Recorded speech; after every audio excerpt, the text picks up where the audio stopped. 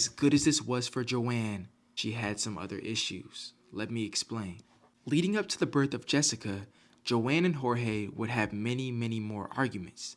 And they got so bad to a point where Jessica would actually leave this man and then come back.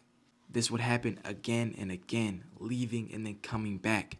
And this started to become a problem, but especially in the eyes of Jorge. You see, Jorge wasn't everything he was chalked up to be. Jorge was controlling. He began to fear that maybe one day Joanne would leave him for good. And this is where the terror starts. At any time of the day when Joanne would get home, Jorge would immediately search her handbag. Jorge was so controlling that Joanne wasn't even allowed to enter or leave her home as she pleased. You may be asking, why couldn't she leave her home? Well, this dude Jorge literally didn't let Joanne have her own house key. You heard me right. Billionaire author JK Rowling had to ask this dude for permission just to leave her own home. But that's not all. You see, Joanne would often make extra copies of the pages she worked on for Harry Potter. You might be wondering, why was she making extra copies?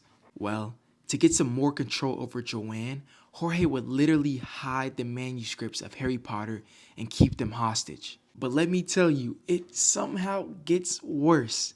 This is important. Listen closely. Jorge wasn't just argumentative. He wasn't just controlling. He also didn't know how to keep his hands to himself. Jorge dabbles in what we like to call domestic abuse. You know that cafe incident? You know, the one I mentioned earlier? It occurred sometime before the wedding when Jorge was seen pushing Joanne. A bystander called the police, and when they arrived, Jorge was seen on his knees begging, "Joanne, forgive me, I love you." To all the doubters out there, you might be saying, oh, he only pushed her once, that can't be abuse.